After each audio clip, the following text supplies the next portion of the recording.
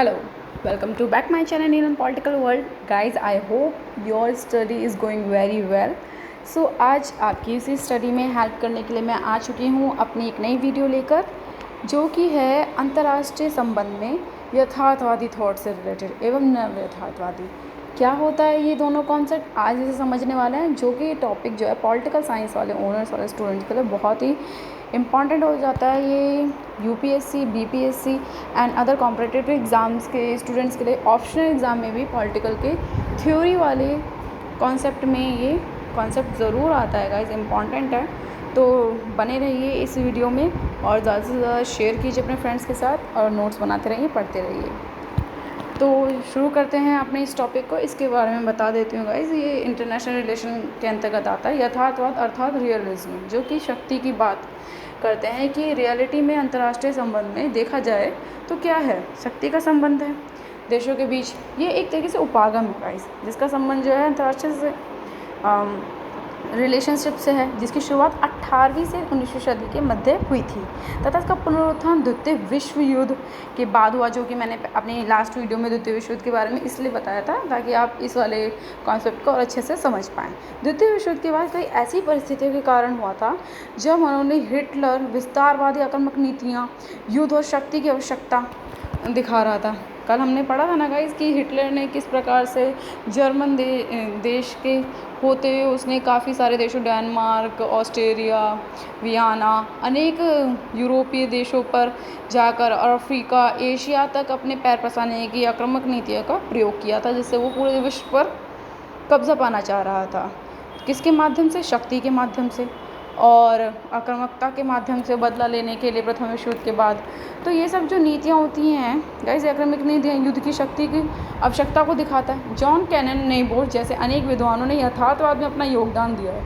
यानी यथार्थवाद एक ऐसा रियलिटी वाला थॉट है जो कि मानता है कि हम देखे जाए तो वास्तव में क्या है, जो विश्व है वो क्या चीज़ चाह रहे हैं, देश आपस में अपनी शक्ति बढ़ाना चाह रहे हैं, विकसित करना चाह रहे हैं और अपना नाम कमाना चाह रहे हैं। इसी के लिए वो शक्ति को प्रयोग करने से भी पीछे नहीं हटते हैं। परंतु मॉर्गन थ्यू को यथार्थवाद का जनक माना जाता है। कौन है यथार्थवाद का जनक? मॉर्गन थ्यू।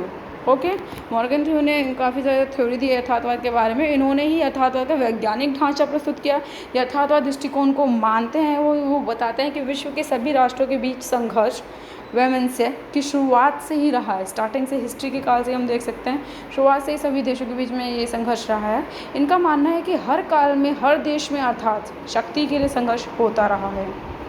इसी प्रकार हम कह सकते हैं कि यथार्थवाद संघर्ष व शक्ति की बात करता है। एक लाइन में कहीं तो क्या कहता है? यथार्थवाद शक्ति और संघर्ष की बात करता है। यथार्थवाद विचारों का समूह है जो कि सुरक्षा व शक्ति की चिंतन सामग्री को अपनी संघर्ष व शक्ति के संबंध में सामग्री मानता है। यानी ये दिखाता है कि अगर हम कुछ पाना चाहते हैं तो उसके लिए हमें संघर्ष करना होगा, पावर गेन करने के लिए हमें युद्ध का सहारा लेना होगा। प्रथम उद्देश्य राष्ट्र का शक्ति प्राप्त करना होता है। हर एक देश चाहता है कि अपने संप्रभु रहकर वो शक्ति प्राप्त करे ताकि वह अपने राष्ट्रीय हित की पूर्ति कर सके, है ना, अपने नेशनल बेनिफिट्स को फुलफिल कर सके। इसलिए वो शक्ति प्राप्त करना चाहता है कोई भी देश। यथार्थवाद के एक अनेक अर्थात इससे अभिप्राय क्या है गाइस? यथार्थवाद के विकास में अंतर्गत मतभेद भी कई कारण रहे। बहुत सारे विद्वानों के अंतर्गत यथार्थवाद अलग अलग थ्योरी के रूप में देखा जा सकता है। कई परिवर्तन भी हुए जिससे इसके यथार्थवाद के कई रूप सामने आए, जिसे हम नव यथार्थवाद भी कहते हैं। प्राचीन परंपरागत यथार्थवाद और समकालीन या आधुनिक यथार्थवाद, तीन तरीके के यथार्थवाद हो गए गाइस। प्राचीन जो पहले माने जाते थे एंशिएंट टाइम में, रियलिज्म को माना जाता था कि युद्ध से ही हम जो भी है शक्ति प्राप्त कर सकते हैं। दूसरा हो गया गाइस समकालीन कंटेम्प्रेरी वर्ल्ड में जो हमारा चल रहा है, और आधुनिक मॉडर्न युग में रियलिज्म, जिसके अंतर्गत हम प्राचीन यथार्थवाद से देखें तो शक्ति व संघर्ष के संबंध को ही पढ़ते हैं हम, जो कि इसका केंद्र बिंदु है शक्ति संघर्ष, यानी पावर के लिए संघर्ष करना था, जिस कारण मॉर्गन थ्यू ने इस विचार को शक्ति दृष्टिकोण भी कहा था, है ना। द्वितीय जो है दूसरे जो विश्व युद्ध के बाद हम देखें, जब परिस्थितियों में परिवर्तन हुआ, कुछ ना कुछ चेंजेस आए कि लोगों को पता चला देश में, विश्व में कि युद्ध इतना भी सहायक नहीं है, युद्ध से तो जान मान की हानि होती है। तो इसमें थॉट में चेंजेस आए, तब विभिन्न विद्वानों ने इसका अध्ययन किया और हॉन्स जे मॉर्गन थ्यू ने अपनी पुस्तक पॉलिटिक्स अमंग नेशन में अंतर्राष्ट्रीय राजनीति का संचालन नैतिक मूल्यों पर नहीं चल सकता। वो कहते हैं कि नैतिक मूल्य पर नहीं चल सकता भाई, अंतर्राष्ट्रीय राजनीति, इसमें तो हमें थोड़ा अभी की बातें करनी होगी, रियलिटी की बात करनी होगी। क्योंकि प्राचीन काल में तो देखिए नैतिकता की बात भी की जाती थी कि नहीं, शांति से रहना चाहिए, विश्व को एक मिलजुल कर रहना चाहिए।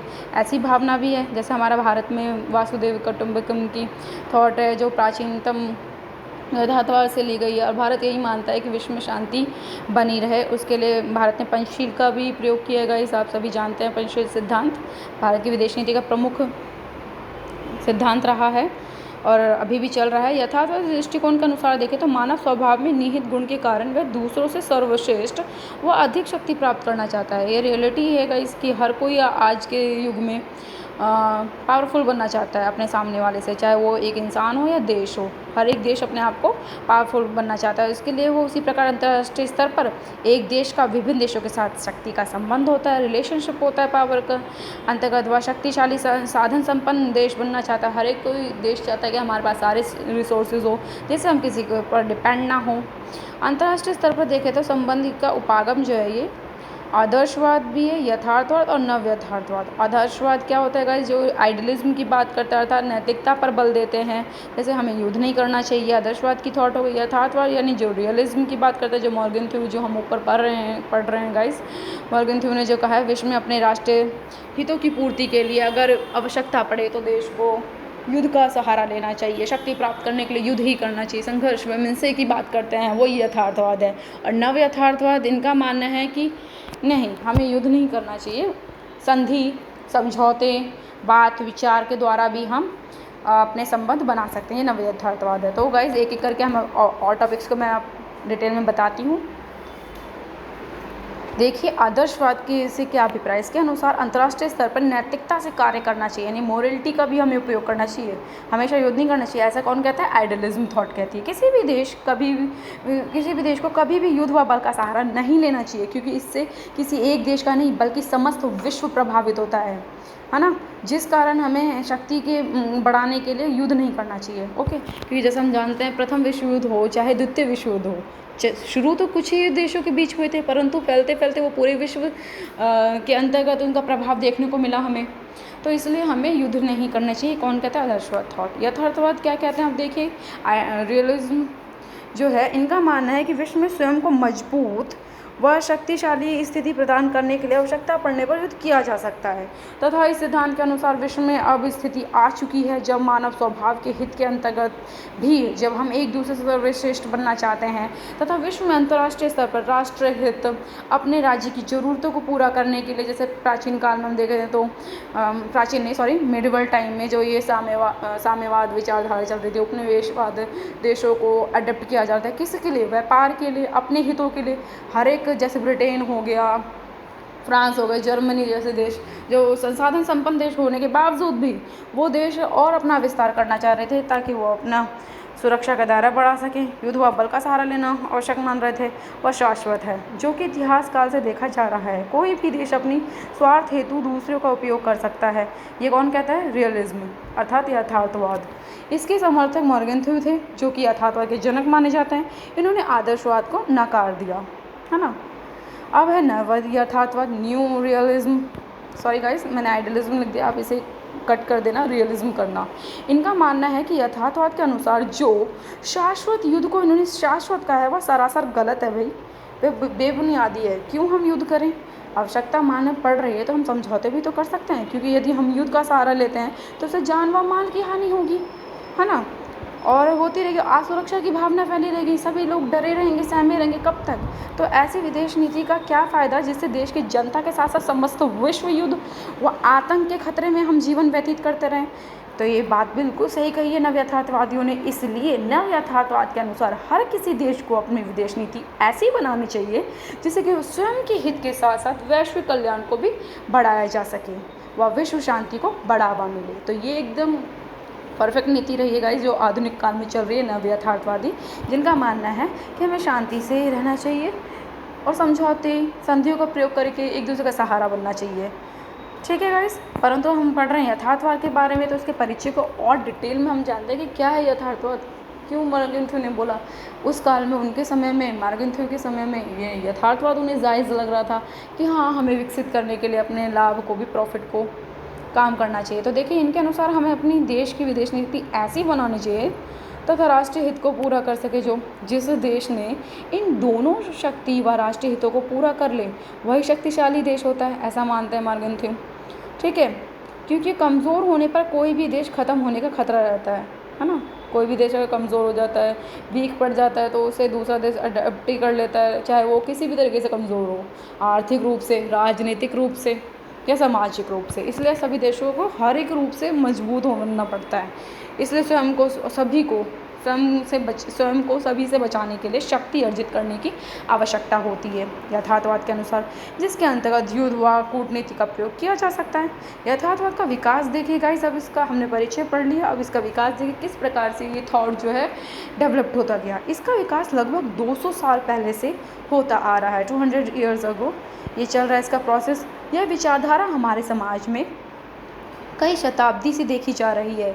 इस विचारधारा को हम कई विद्वान द्वारा दी गई व्याख्यान में भी देखे जा सकते हैं। जैसे लाइक चीन के सुन झून नाम के एक विचारक हैं जिन्होंने युद्ध के विषय में बताया, यथार्थवाद की आवश्यकता को बताया। कौटिल्य के अर्थशास्त्र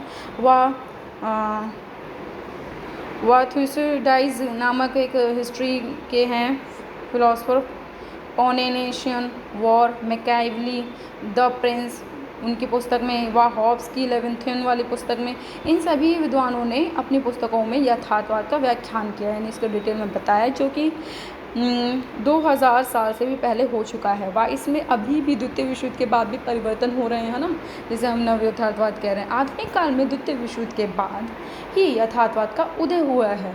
रियलिज्म शब्द यानी कि यथार्थवाद ग्रीक भाषा के रिश शब्द से बना है। इसे हमें पॉलिटिकल ऑनर्स वाले स्टूडेंट को बेहद इसी प्रकार से अपने आंसर को फॉर्म में लिखना चाहिए, जिस प्रकार मैंने आपको बताया। सबके अर्थ बताने हैं, परिभाषाएं बतानी हैं, साथ ही उसका इंट्रोडक्शन, डेवलपमेंट, कहाँ से वो शब्द आया, तो ग्रीक भाषा से आया। ध्यान दीजिए, रियलिज्म शब्द कहाँ से आया? ग्रीक भाषा से, जिसका अर्थ क्या होता है? वस्तु, जो कि यथार्थवाद को एक वास्तविक रूप प्रदान करता है कि किसी वस्तु के लिए हम किस प्रकार से कोशिश कर रहे हैं या किस चीज़ का सहारा ले रहे हैं, युद्ध का सहारा ले रहे हैं। रियलिज्म जो कि सच्चाई पर आधारित है। इनका कहना है कि विश्व में यह वास्तविक है कि हमें अपनी सुरक्षा, यानी सुरक्षा के लिए तो हम रखते हैं ना, युद्ध करते हैं ना, व राष्ट्र हित के लिए अधिक से अधिक पावर गेन करनी पड़ेगी, जिसके लिए नैतिकता को नकारा जाता है व रियलिटी पर ज़्यादा जोर दिया जाता है। मॉर्गनथ्यू ने कहा है। मॉर्गनथ्यू ने जो है मॉर्गनथ्यूनिज्म नामक की भी इस थॉट को कहा गया, यानी यथार्थवाद का प्रतिपादन किया है। ठीक है गाइस, ये अमेरिका के शिकागो में शिक्षक थे। मॉर्गनथ्यू कौन थे गाइस?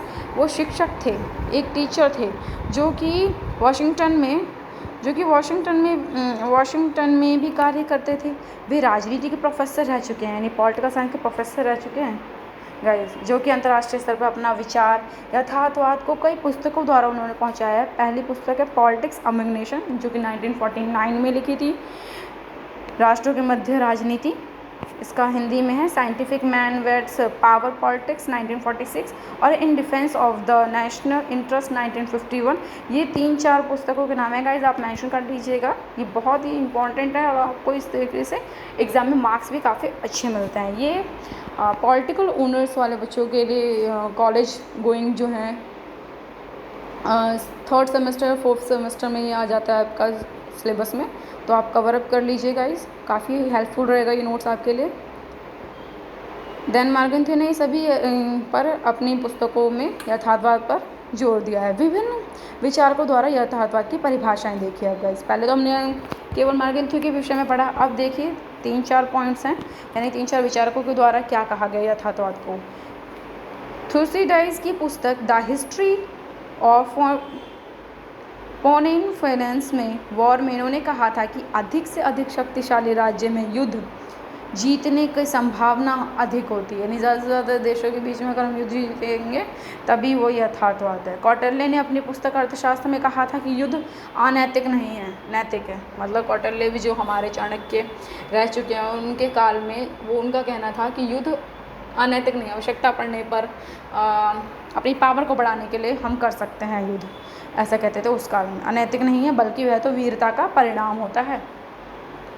फिर हॉब्स ने अपनी पुस्तक लिविंगस्टोन में कहा था कि प्राकृतिक अवस्था में जहाँ व्यक्ति का उद्देश्य आत्म सुरक्षा होता है, यानी सेल्फ सिक्योरिटी की जब बात आती है, तो उस तरह से ही अंतर्राष्ट्रीय संबंधों में आज आधुनिक राज्य का भी यही उद्देश्य है कि वो आत्मरक्षा के लिए युद्ध कर सकता है। फोर्थ, मैकियावेली ने अपनी पुस्तक द प्रिंस में कहा है गाइस, धन, रोटी, मनुष्य शाश्वत उसका हथियार है। ये सभी चीज़ें आवश्यक होती है व्यक्ति के लिए, ये सभी युद्ध की शक्ति है। युद्ध में भी हमें इन सब चीज़ों की ज़रूरत है, परंतु इनमें मनुष्य व शास्त्र अत्यधिक महत्वपूर्ण है। ह्यूमन व फिलॉसफी ज़्यादा महत्वपूर्ण बताते हैं, आवश्यक है, क्योंकि मनुष्य व शस्त्र, सॉरी नॉट शास्त्र, इट्स ऑल शस्त्र, यानी मनुष्य जो है हथियारों का प्रयोग कर सकता है, धन व रोटी प्राप्त कर सकता है, परंतु धन रोटी मनुष्य एवं शस्त्र प्राप्त नहीं कर सकते। धन और रोटी रहेगा, मनुष्य नहीं रहेगा, तो कौन उसे यूज़ करेगा।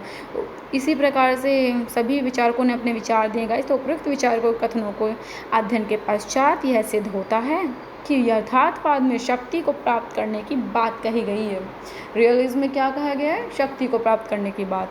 विश्व में आज भी शक्ति को प्राप्त करने का संघर्ष चल रहा है। हर एक देश अपने आप को डेवलपमेंट करना चाह रहा है, पावर गेन करना चाहता है। जैसे अभी हम देख सकते हैं हाल ही में यूक्रेन और रूस का जो युद्ध चल रहा है, वो किस लिए चल रहा है? शक्ति के संघर्ष का ही एक परिणाम है।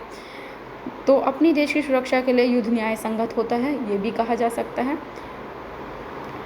तो ये आज का टॉपिक क्लियर होता है गाइस। प्लीज़ लाइक कीजिए, शेयर कीजिए अपने फ्रेंड्स के साथ और पढ़ते रहिए। इसी प्रकार से मैं नई नई वीडियोस लाती रहूँगी पॉलिटिकल के सब्जेक्ट से related. Thank you for watching and please share with your friends, family और subscribe to my channel. Thank you so much who has already subscribe, और जिन्होंने नहीं किया तो प्लीज़ कर दीजिए। Thank you.